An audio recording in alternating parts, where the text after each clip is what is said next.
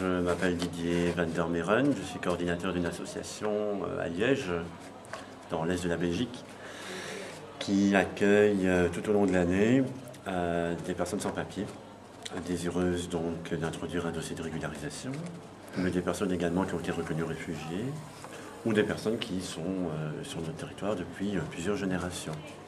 Mais majoritairement, ce sont des personnes en attente d'une décision de l'Office des étrangers. Et donc, nous avons comme politique depuis 8 ans d'assurer une valorisation du temps d'attente, je vais dire. Donc, cette capacité, via des formations en informatique, en français, essayer de donner un maximum de possibilités pour les personnes, d'acquérir des compétences qu'elles pourront valoriser soit ultérieurement sur le marché du travail, soit sous d'autres formes, peut-être dans d'autres pays de l'Union. Alors, à côté de l'axe formatif, il y a un volet d'interpellation politique et, je dirais, d'activisme, puisqu'il s'agit de faire avancer des droits, selon nous, fondamentaux.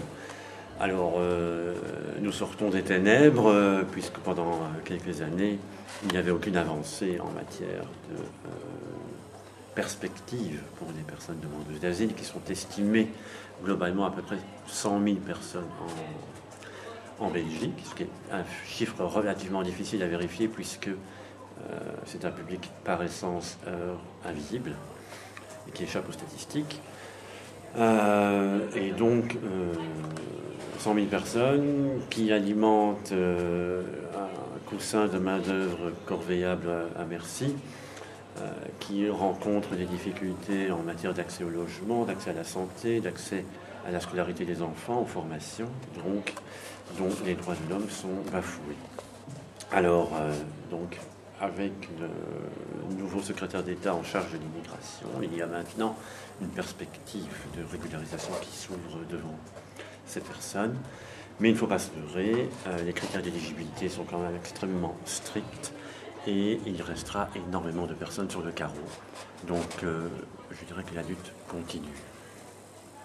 Et vous pensez, est-ce que vous avez des informations sur des séances d'information avec les comités qui existent en France? Oui. Ah, en France, non, pas spécifiquement. Non. On travaille avec des collectifs qui se défont en fonction de toute une série de considérations internes, mais qui ont la prétention de pouvoir défendre une position commune et qui essayent d'être des interlocuteurs privilégiés dans les intercabinets. C'est pas évident. Il y a fréquemment des dissensions entre comités qui représentent les sans-papiers, ce qui ne sert absolument pas leur cause. J'espère qu'on finira un jour par arriver à une cohésion qui rendra notre message d'autant plus fort. La dernière question dont je me posais, c'est est-ce qu'il y a une différence de traitement entre selon qu'on se trouve en Wallonie ou bien selon qu'on se trouve en Flandre sur la gestion de la migration?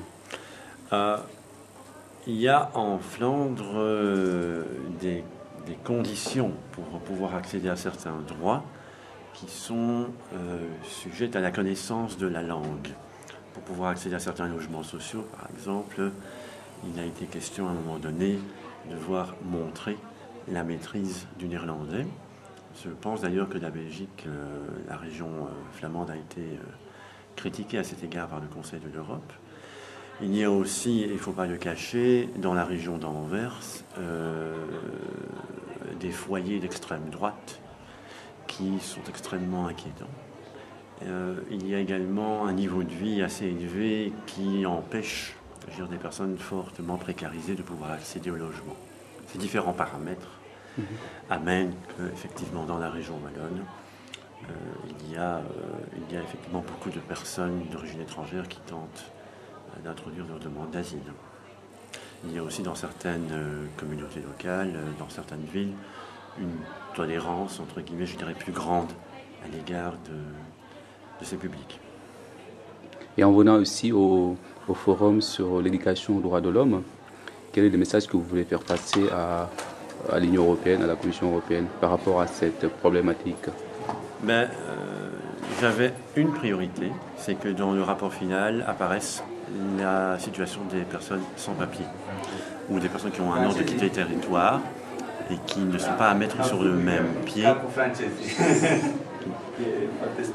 Qui ne sont pas à mettre sur le même pied que les personnes qui ont le statut de réfugié, comme vous le savez. Parce que les personnes sans papier sont des personnes qui n'ont accès à aucun droit, a fortiori si elles ont reçu un ordre de quitter le territoire.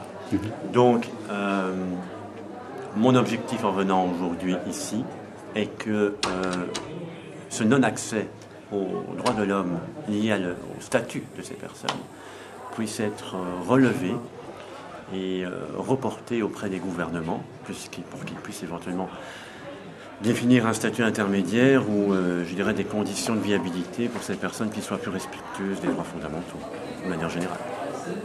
Merci Didier. Voilà, rien.